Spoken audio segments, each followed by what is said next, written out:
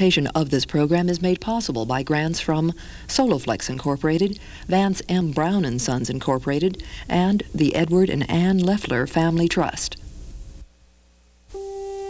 On December 13, 1984, Soviet and American citizens were linked by television satellite for the first space bridge between San Francisco and Moscow. I think this evening was absolutely extraordinary. The camaraderie between the two nations, the singing, the sense that peace can be a reality with people working together is very, very real. It's an extraordinary use of technology. Жизнь должна продолжаться. Раз должна продолжаться, то, соответственно, единственная возможность мышления, то, чтобы все думали так. Не только мы, не только русские, но все люди на земле. I just wish that President Reagan and every other politician in the world are watching this tonight, because there's hope for us all. The feeling that we are all one, and the waving and the singing just seem to bring that feeling together on a human level. People to people. I think for the first time, the Russian people saw the people in America, and, you know, very naturally, not politicians, but people. Ее поддерживают все народы, не только наших двух стран, но и всех стран мира. И, конечно же, это будет способствовать делу мира. Everybody in the Soviet Union and in the United States felt the great joy and the need for peace, because if they don't have peace, well then I'm not going to have a world to grow up in, and I really wanted to have a life, so I really think it was a real great thing. And I should say that I'm so excited that I even cannot find the proper words to express all my feelings, that it was a great event, and I think a lot of people in the audience, and I'm sure all the participants have the same feelings, that we have to work together. You could feel that connection, you know, when we were waving, and just the hope that we will be able to build a world beyond war. We can do it.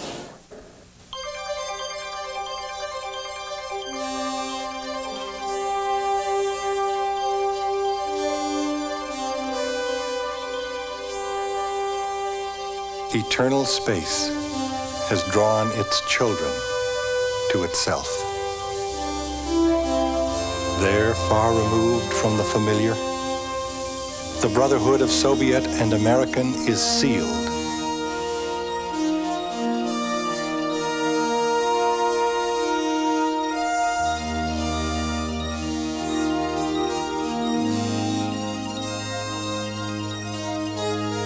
Out there, is it easier to see that we are one?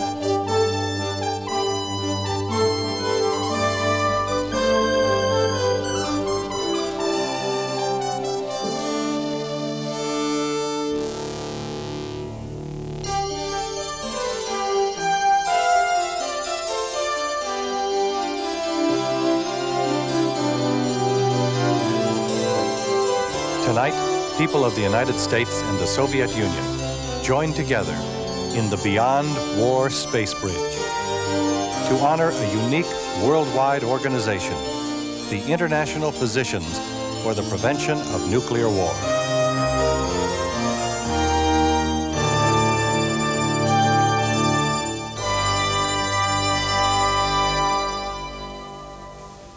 Hello and welcome.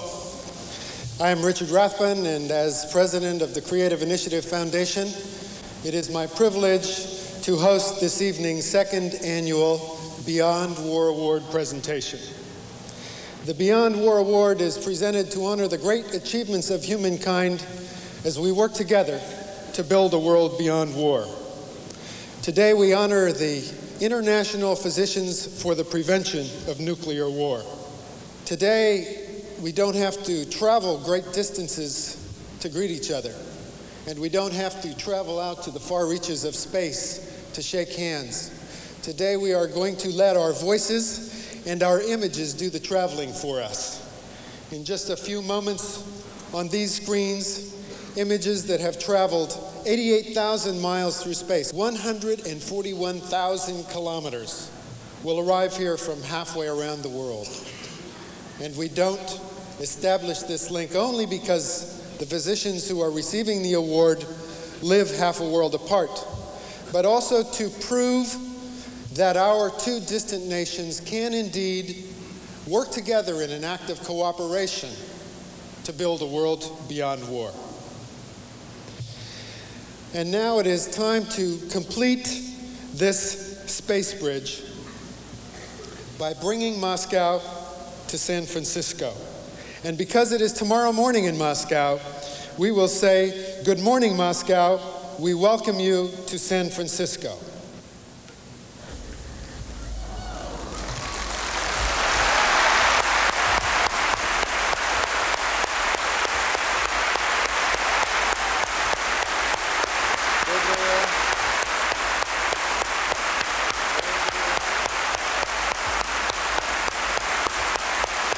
Good.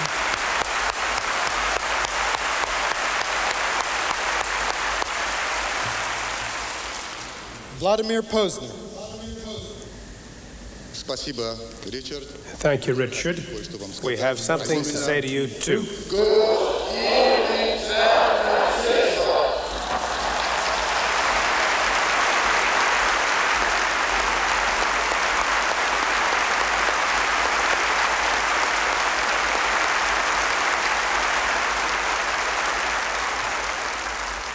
Moscow, we would all like to say good morning to you.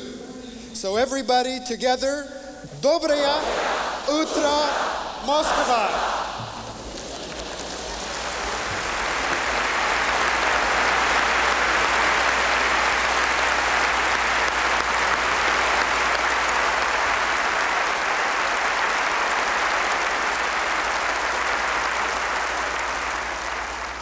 The recipient of the 1984 Beyond War Award is the International Physicians for the Prevention of Nuclear War.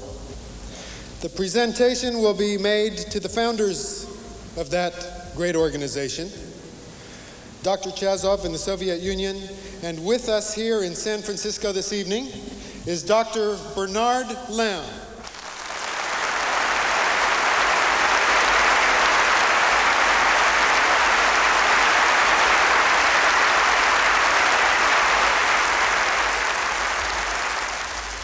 Dr. Lown is a professor of cardiology at Harvard University. And back to Moscow for Vladimir to introduce Dr. Chazov. I have the honor and pleasure of presenting academician Evgeny Ivanovich Chazov, who will, on our side, receive the award from the organization on behalf of International Physicians for the Prevention of Nuclear War. Dr. Chazov.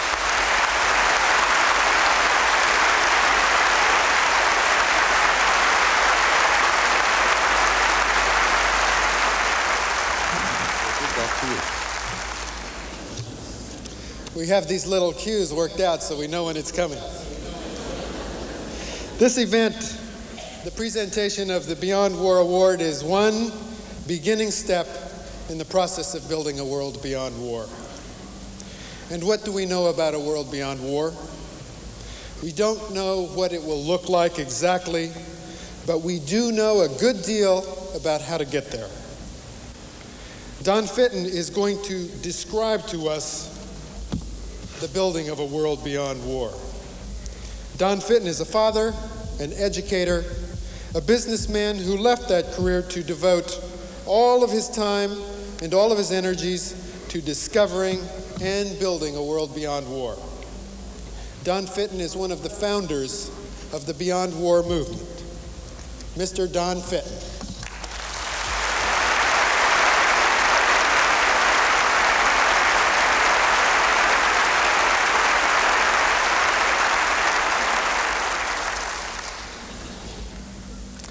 Tonight in San Francisco, this morning in Moscow, we are experiencing the fact that the spirit of humankind knows no bounds.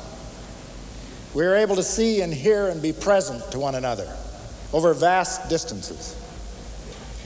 Let us determine together to safeguard and extend the new positive possibility now at hand. Let us intensify our joint efforts to build a realistic foundation for a bridge of goodwill between our two peoples. Certainly that bridge is symbolized by this bridge in space, at which we all marvel. With this electronic possibility already realized, and our mutual knowledge of what truth will do, let us relentlessly pursue and find the way to work together to build a world beyond war. Together we can discover the way. The Beyond War movement is a reality. The truth is known that if we are to survive, it must be global survival.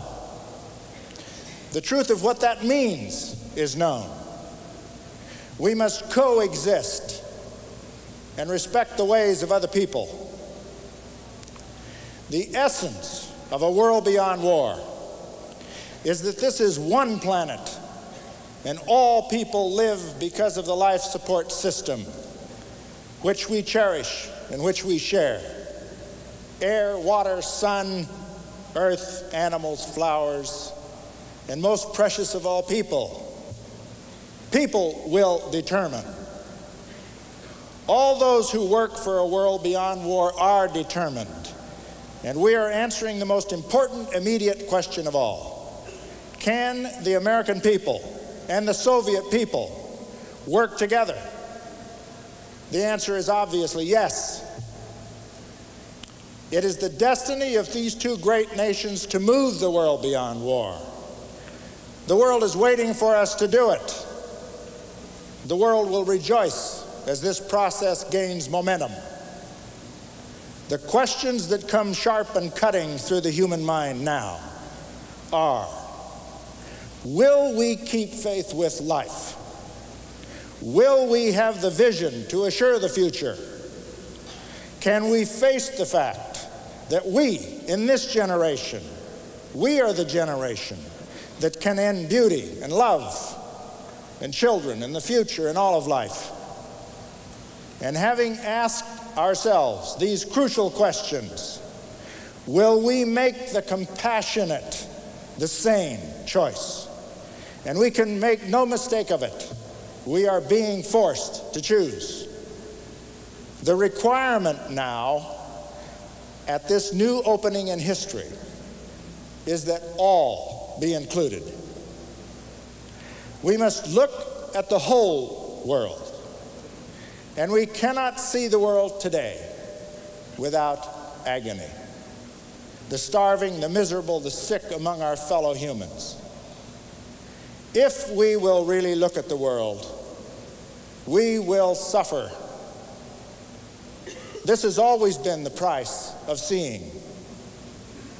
The question is whether we will turn this power to suffer into synergy the power to transmit our energy, our hope, and our courage, because we will not consider anyone alien from ourselves, and then extend our faith and hope and charity to everything that lives.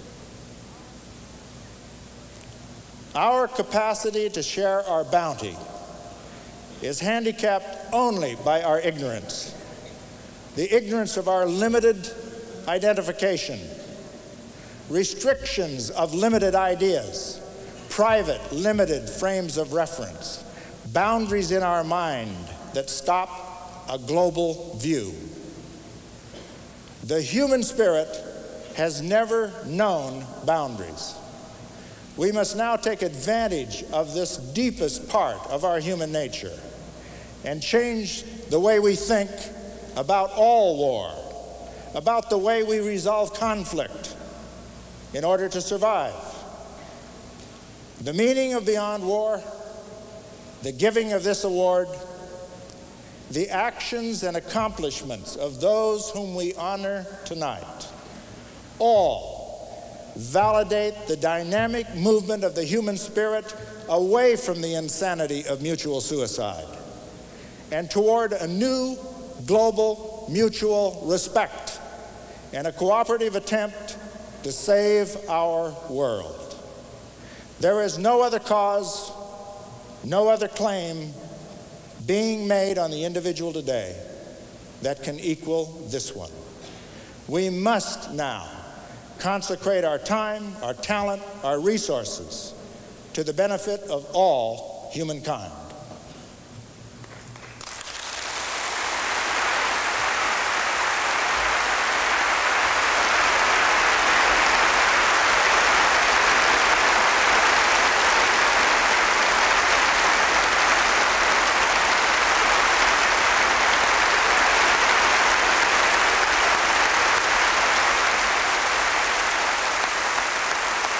We have a videotape presentation that we will watch that will give a little history of the IPPNW.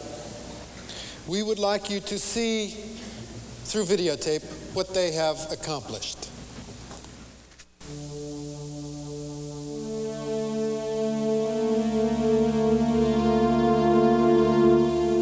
When the first atomic bombs fell, nearly everything was destroyed, including the hospitals and doctors needed to treat the many victims of this devastation. Physicians noted with alarm their impotence in the face of this new weapon.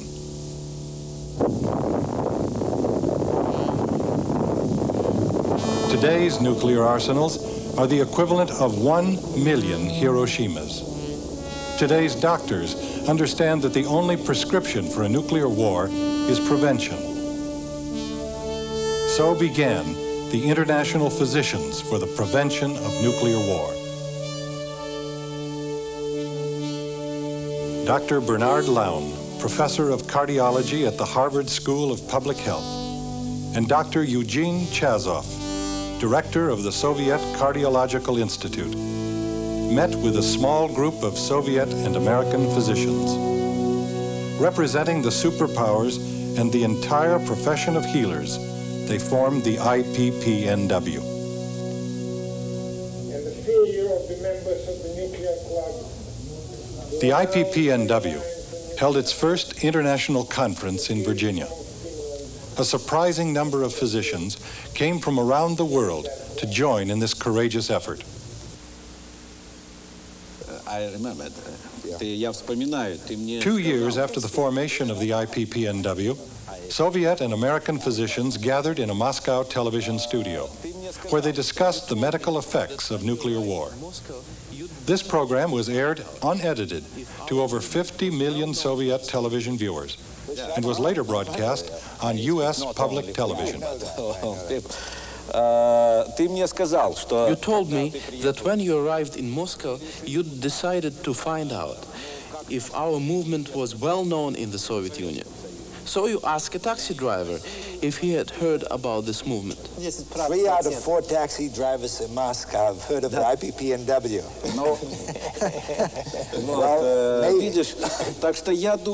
Yes, so you see, it is not difficult for me to appear on television here to tell people that we must work for nuclear disarmament, because our nation has suffered war and knows its horrors. Today, the nuclear arms race has become a heavy burden for mankind, for medicine too. If all the money being spent today on missiles, submarines, and aircrafts were used for medical purposes, just think how much good we could be doing for the health of the people of the world. Right now, we could solve the problem that in the United States and the Soviet Union is the leading cause of death. As we are talking here, every minute in the United States and the Soviet Union, someone dies suddenly from heart disease. Well, I think it is quite clear. If the money spent today on the nuclear arms race were spent for education, medicine, culture, then mankind would be prospering. This was the first Soviet television program ever shown on American TV, and it remains a testament to the unique ability of physicians to spread this important message.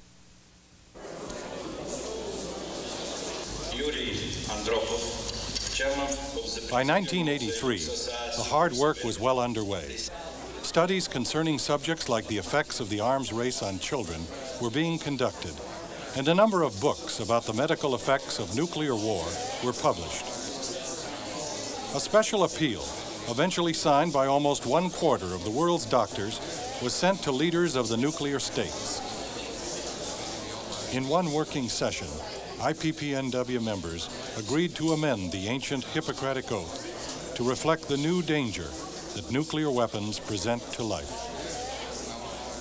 As a physician of the 20th century, I recognize that nuclear weapons have presented my profession with a challenge of unprecedented proportions, and that a nuclear war would be the final epidemic for humankind. I will do all in my power to work for the prevention of nuclear war. Today, there are over 100,000 physicians in the IPPNW. Doctors from Dresden and Des Moines, Kiev and Cairo, Nairobi and Hiroshima have joined together to help prevent nuclear war. All medical students and all people from healthcare should be involved to stop the preparing a nuclear war. My husband and myself, we started the Irish medical campaign for the prevention of nuclear war. And it's going from strength to strength since then. This Congress has special meaning for me to convey the mind of Ibn Sakharas to all doctors all over the world. In my position as a Minister of Health and Social Affairs, I think that we have to strengthen peace anywhere, everywhere. United by a common goal, these physicians have overcome their political and cultural differences. They know that people working together can and will change the world. We wish you, my friend. Yes. Well. Yes. See you later. До свидания. До свидания. До свидания.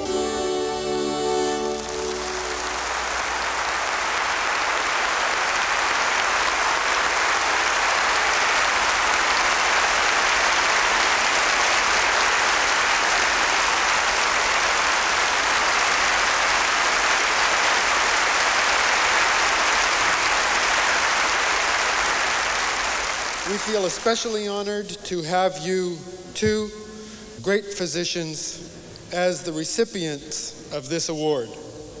By this occasion, we honor you, each participating member of your organization personally, and the entire International Physicians for the Prevention of Nuclear War.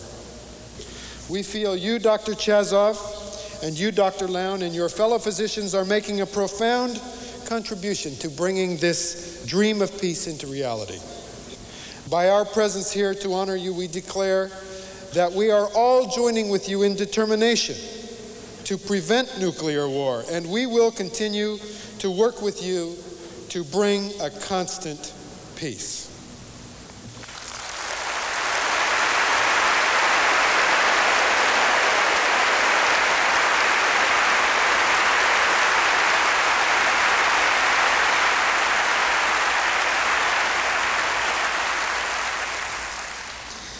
Dr. Bernard Lown is a professor of cardiology at the Harvard School of Public Health.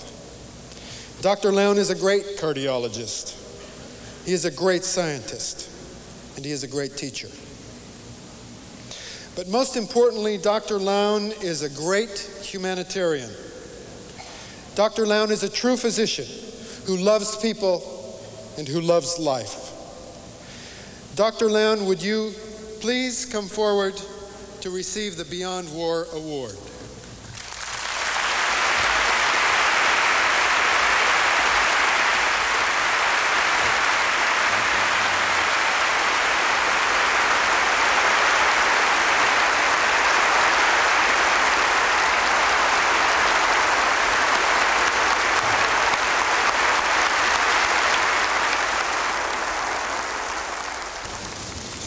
Mr. Rathbun, Mr. Boone, Mr. Posner, participants in the Spacebridge, colleagues and friends in Moscow and San Francisco, members of the Physicians for Social Responsibility, ladies and gentlemen, on behalf of more than 100,000 physicians worldwide who are actively engaged in struggling against the nuclear peril, Dr. Chazov and I accept with gratitude and humility this extraordinary award.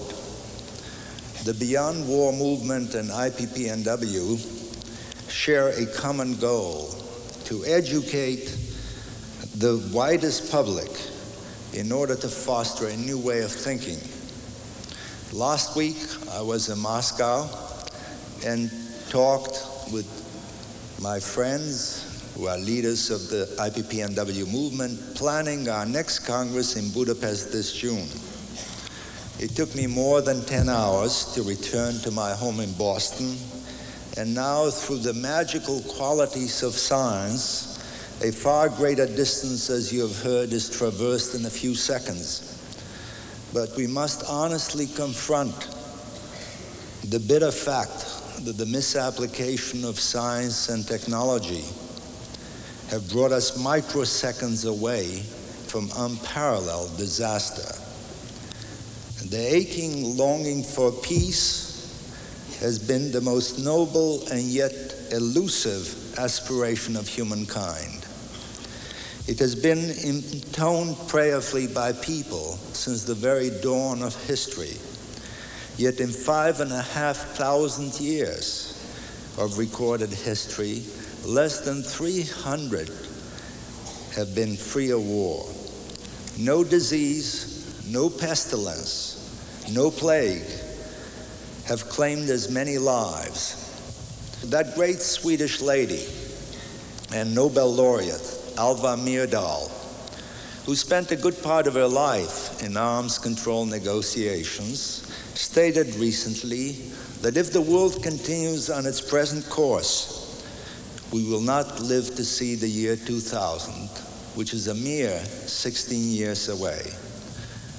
The contemplation of nuclear war has entrapped us in a sense of helplessness and terror, with the adversary transformed into an implacable foe 10 feet tall and omnipotent. At the very dawn of the nuclear age, the great physicist P.M.S. Blackett anticipated this state of mind when he said, and I quote, "Once a nation bases its security on the absolute weapon such as the atom bomb, it becomes psychologically necessary to believe in an absolute enemy." End of quote. The imagined enemy is eventually extruded from the human family and reduced to an inanimate object whose annihilation loses all moral dimension. However, all is not bleak and hopeless. As you have already heard, a measure of optimism is to be gained from the activities of groups like Beyond War and the Physicians Movement. In the brief time of our existence, we have persuaded millions of people to confront for the first time the unthinkable reality of nuclear war. We have exposed to public view the litany of horrors resulting from blast, fire, and radiation. We have persuaded many that there can be no useful medical response. We have demonstrated the sheer deception implicit in civil defense planning. We have provided persuasive data that nuclear war would constitute the ultimate human and ecologic disaster.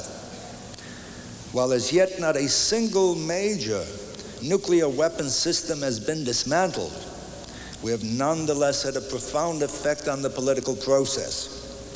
No longer does one hear about the possibility of keeping nuclear war limited, nor is there discourse about winning such a confrontation.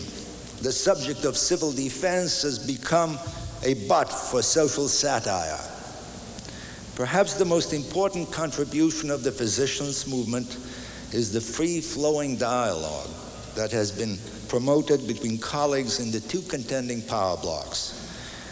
We have refused to be bogged down in debating political differences. We have resisted being sidetracked to other issues, irrespective of how persuasive or morally lofty.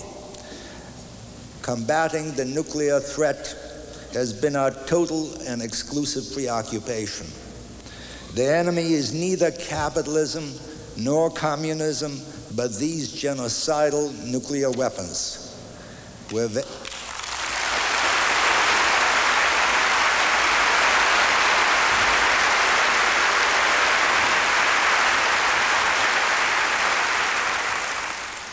We have aimed to promote a medical and scientific dialogue that rises above the partisanship of nationhood and hews to the commonality of our shared and fragile humanity. One key ingredient has been underemphasized in discussion of the nuclear threat. This relates to the moral dimension of man. How is it possible that we have acquiesced to stockpiling of weapons of mass extermination as the guarantors of our security? Why have we permitted the search for peace through overt flirtation with death? Brooding over this issue for more than 20 years, I have been inexorably led to the conviction that without exciting moral outrage among the intended victims, which includes all of us, the dismantling of nuclear weapons will not succeed. Only an unprecedented arousal of moral revulsion will provide the spiritual energy to confront successfully this unprecedented challenge.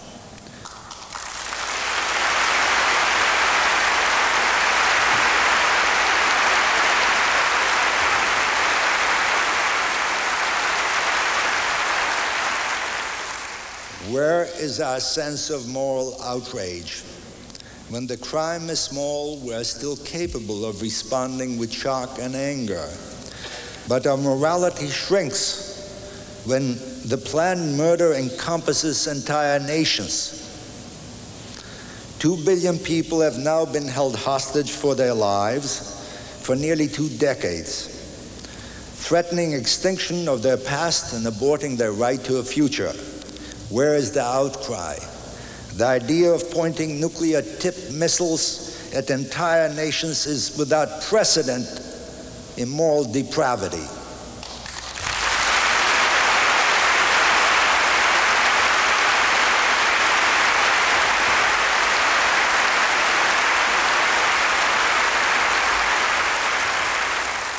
We must break out of the stranglehold of conditioned responses and habitual modes of thinking. Nuclear war is a term of deception. It is not war. Nuclear bombs are not weapons but instruments of genocide. nuclear war between the superpowers will be the most brutal verdict yet rendered against humankind, an incomprehensible act of collective suicide. Nuclear weapons are a shared mortal enemy. We either live together or die together. There is no other alternative.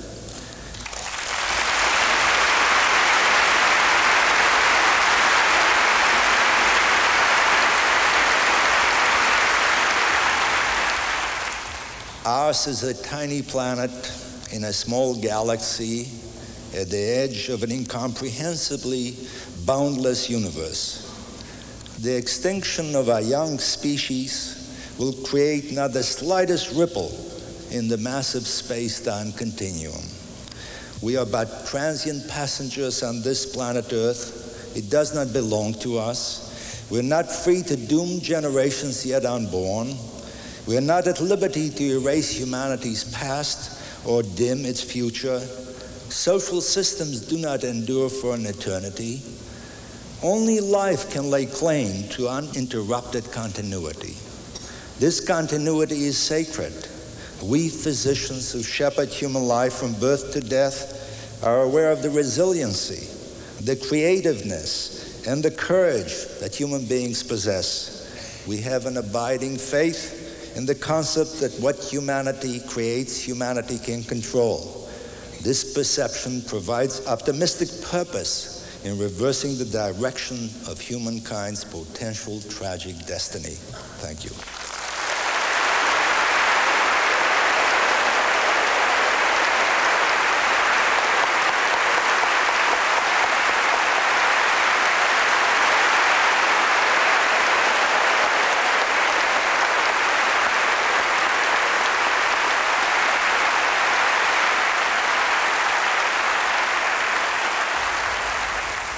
Thank you very much, Dr. Bernard Lown. And now we will go back to Moscow.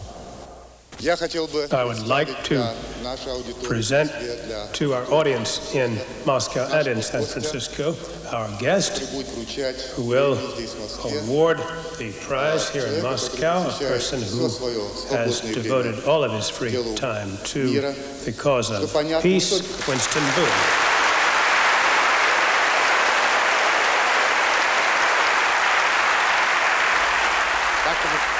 Chazov is a very great and internationally known scientist.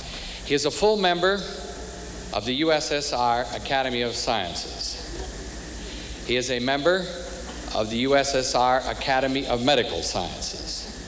He is the Director General of the USSR Cardiological Research Center. For 10 years, he has been in the Supreme Soviet. Dr. Chazov, we are honored and privileged to present to you this second annual award from Beyond War as you represent the International Physicians for Prevention of Nuclear War. Thank you very much.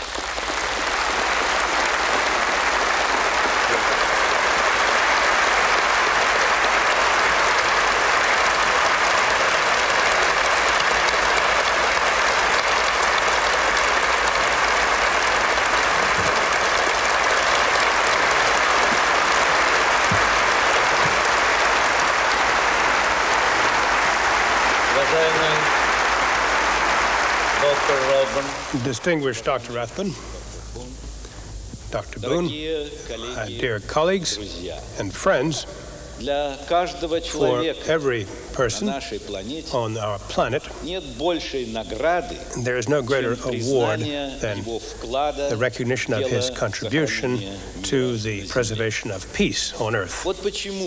That is why I would like to be allowed, in behalf of the Soviet physicians who are participants in the International Physicians for the Prevention of Nuclear War, to express our great gratitude to your committee for the great honor you have bestowed on us. I, like Professor Lown, am a cardiologist, and every day we listen to the beating of the hearts of our fellow countrymen. I will try now to reproduce how the heart of a healthy Russian beats. This is what the heart of a healthy Russian sounds like. And this is also how the heart of a healthy American sounds. You see that they beat in exactly the same way. Their rhythms, their desires for happiness are the same.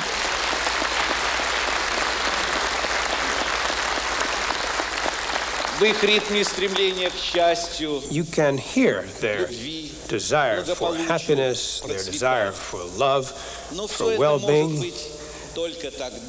But all of this can occur, however, only when on our earth we have peace.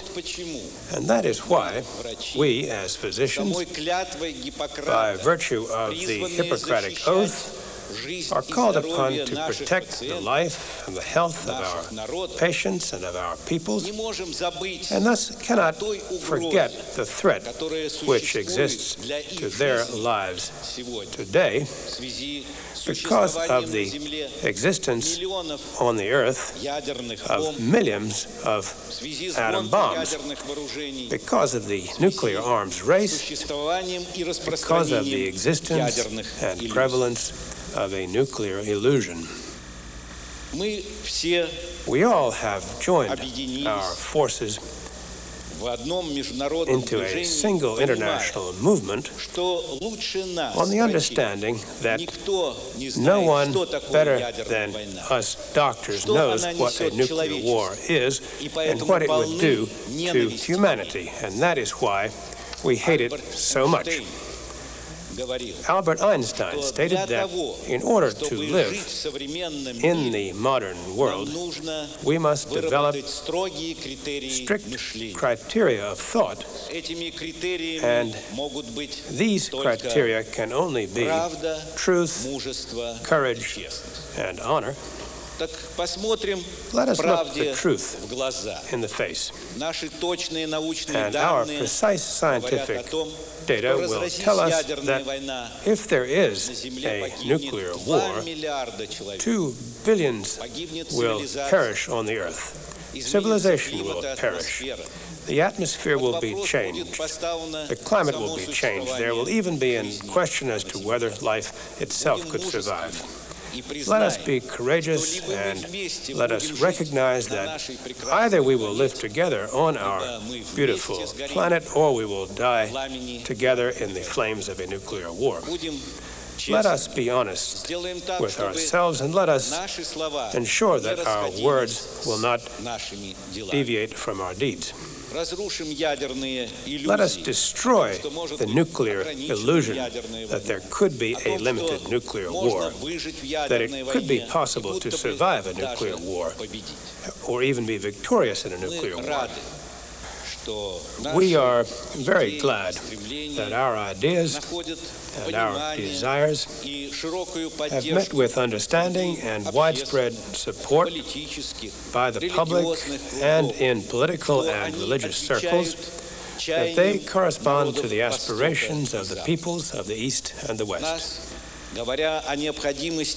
Today, in talking about the necessity of prohibiting the testing of nuclear weapons and of ending the nuclear arms race and preventing the militarization of space, we are thinking not only of the health of our patients and of our peoples, we are thinking also of the futures of our children and our grandchildren.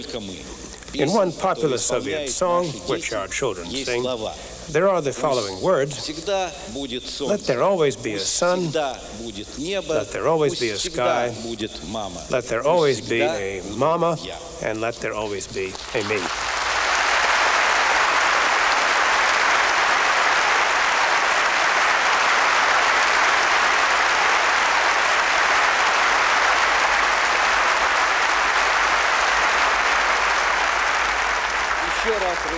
Once again, please, Mr. Boone, let me thank you for this very high honor you have conferred upon me.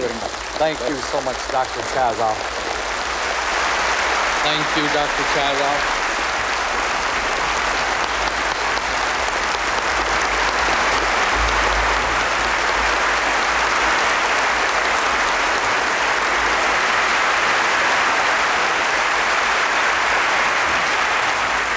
Thank you, Dr. Chazov, and thank you, Dr. Lown.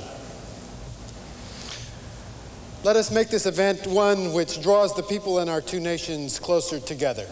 As we have traveled these great distances across time and space by this space bridge, we will, as it is often accustomed for travelers to do, present each other with gifts. And the form of the gifts this evening are the gifts of music, the gifts which speak across language barriers and are so often gifts from the heart.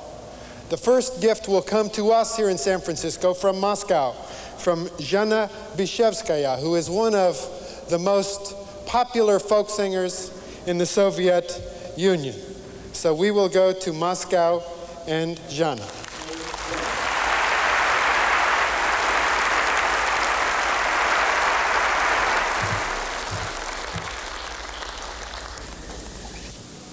Hello, our dear American friends. Where have all the flowers gone? Long time passing. Where have all the flowers gone? Long time ago. Where have all the flowers gone? Young girls pick them, everyone. When will they have a lover? When will they have a love?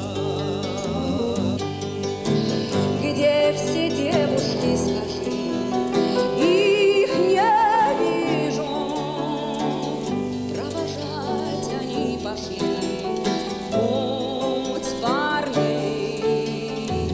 Где все девушки, скажи, их не вижу. Прощаются они с парнями летним днем. Ты скажи мне, парни, где солдаты? Не пришли они домой.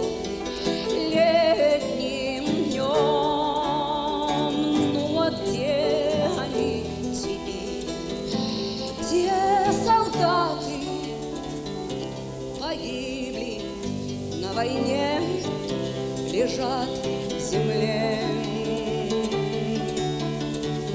сырой.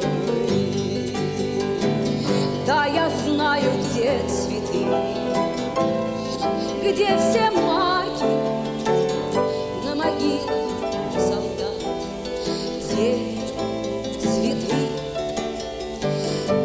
Да, я знаю, где цветы, где все маки.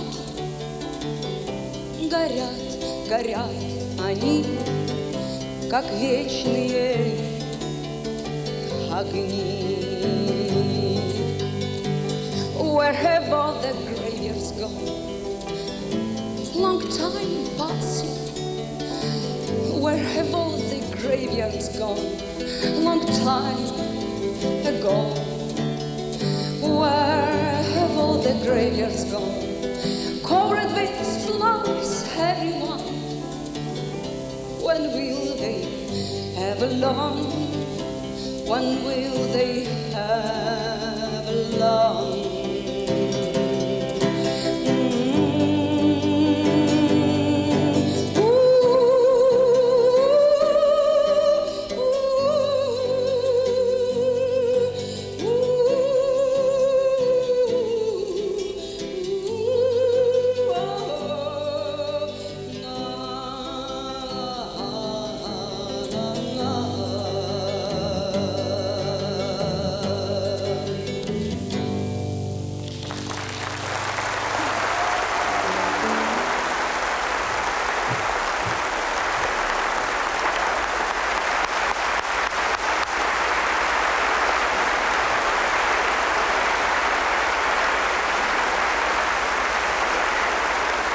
Thank you, Jenna. That was a beautiful gift that you brought us from Moscow in the form of music.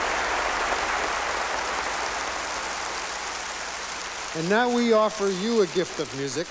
And here to present it for us is Etta James, a fabulous, famous American singer of jazz and rock, Paul Winter, who will be accompanied by Paul Halley. And they are going to play a beautiful song, The Blue-Green Hills of Earth, which was inspired by an astronaut returning home to the Earth and is deepened in its soul by Paul Winter's love of this planet and all the forms of life it contains. Paul Winter.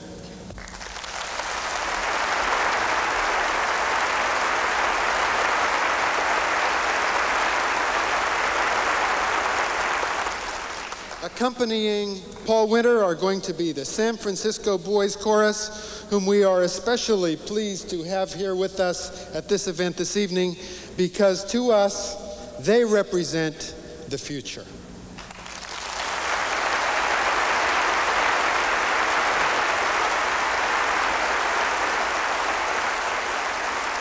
And to you in Moscow, Vladimir, to introduce the Gostela Radio Chorus. Thank you very much. I'd like to present the Sveshnikov Children's Chorus and the large children's chorus of the Moscow State Radio and Television. Some of them are still asleep, but those who agreed to come are going to sing for you and accompanying Jenna Bishkevya.